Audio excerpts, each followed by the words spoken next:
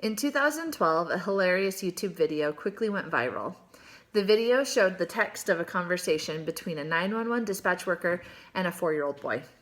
This little boy was very distressed, and his problem was that he needed help with his takeaway homework. So the dispatch worker begins asking him what problems he needed help with, and he's kind of chuckling the whole time. And the boy says, "Well, what is 16 take away 8? And what's 5 take away 5?" And the call ends eventually with the mother yelling in the background, "What do you think you're doing?" And the boy says, "You told me I could call someone for help." And she says, "Not 911. So anyway, it's a funny little video until you stop and think, gosh, this boy was sincerely bothered and worried and stressed. And is that really necessary for a 4-year-old to be so worried about homework or even to have homework in the first place? My oldest is in first grade. I've got 3 daughters and 1 more soon to arrive. And so early on, when my oldest was still a toddler, I began to research a lot about education, about public schools, charter schools, homeschool, and all those different options that were available.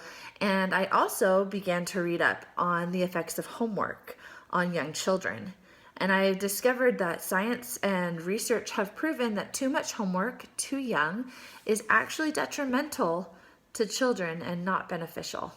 Anyone who is currently a parent, who will be one someday, or who has friends who have children or associates as nieces or nephews should be aware of what the research has to say on this very important topic.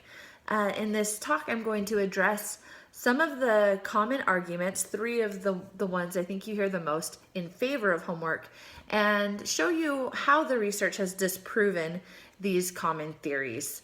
Childhood really is a time for children to develop and learn through their natural curiosity. Children love to explore and they love to discover, and sitting them at a table and forcing them to do worksheets is actually taking away some of this love of discovering for themselves. And it's really time that we use these scientific studies and the research that's been done to change the paradigm and become advocates for childhood. So one of the arguments that a lot of people use is that homework time kind of forces family bonding time. Now, one of the issues with this assumption is that in today's society, many families consist of either divorced parents, and so the child is spending only half the week with one and half the week with the other, single parents, or even dual income families where maybe they're not seeing mom and dad until 6 or 7 in the evening and then going to bed an hour and a half later. In fact, one of the issues I mentioned earlier about the divorced parents, it's been shown in studies in the US that in the last 2 decades, divorce rates among those over 35 have doubled.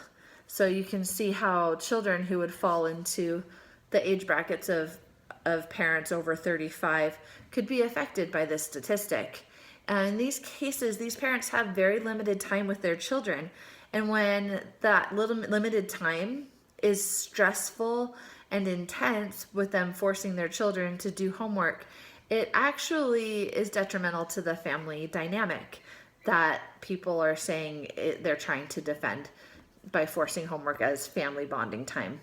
Another issue is that, like me, many families have more than one child. Right now, I only have 1 child in school, but starting next year, I'm going to have a second. And just a couple years later, I'll have my 3rd. And all of a sudden, have to be dividing my time amongst those 3 children. And it's not the kind of quality time that one might expect. And then lastly, especially with Common Core, there's been a lot of new research and things done into teaching methodologies that are different than the ways we learned growing up. So it can be very confusing for children and frustrating for parents for them to be learning one way at school, and then for the parents to have to try to help them with their homework at night by teaching them in the way that they learned how to do it, which is not the way the child is learning how to do it. And it's causing conflicts and confusion, which are unnecessary. The second point is that some argue that homework is necessary for academic achievement. Now, there are many examples both within the US and abroad that show that this is just not the case. In fact, William Doyle, who is a Fulbright scholar and lecturer, he lives in Finland right now, and he suggests that we should all look to Finland as an example of how to run our education system. Apparently, education in Finland, they lead the Western world. They have the highest global test scores, and they are also ranked as the most literate nation. And he says that in Finland, children don't receive formal education or academic training until the age of 7. Until then, many are in daycare or learn through play at home. They learn through songs, games, conversation, and time outside.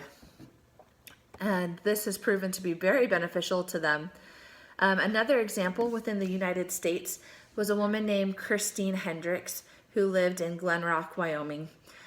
She had been a strong believer in homework. In fact, she was her daughter's elementary school principal. And it wasn't until her daughter was in 4th grade and she saw how the stress of homework was impacting her daughter that she began to question, I wonder if this is really the right way to go about this. So she began to do her research and came to a lot of the same conclusions that I found, that it's just not necessary and that it's harmful to children. And so she gathered all the teachers of the school together, and they decided to do an experiment for a year and to take away the homework except for occasional studying for tests and encouraging nightly reading of about 20 minutes a night. And they said after 1 year of doing this, she says, this is only our 2nd year without homework, but there have been no backslides in the classroom or in test scores. Parents say their kids enjoy reading again because there's no pressure. Studies found almost no correlation between homework and long-term achievement in elementary school. In fact, there have been no negative effects whatsoever, and there's much less stress at our house too. So that's a really strong argument for the elimination of homework coming from a school that implemented it school-wide. The third argument for homework is that it teaches kids a strong work ethic. Unfortunately, many children don't live in the kind of home that's very conducive to successful homework achievement, and young children are not able to motivate themselves the same way that an older child is capable of doing. According to Lane and Pearson, and this is a scientific study, they say that younger children are less able than older children to ignore irrelevant information or stimulation in their environment. Therefore, we extrapolate that the distractions present in a young student's home environment make home study less effective for them than for older students. So along with this, there becomes this danger of associating homework completion with academic achievement.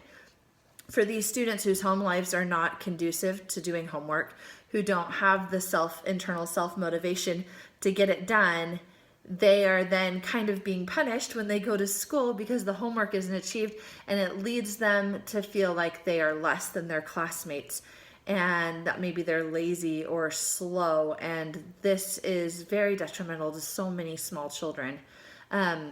Dr. Kathy Vatterott, who is a professor of education at the University of Missouri St. Louis, and she also was formerly a middle school teacher and principal, said that there's a lack of virtue in the reason many children don't do homework.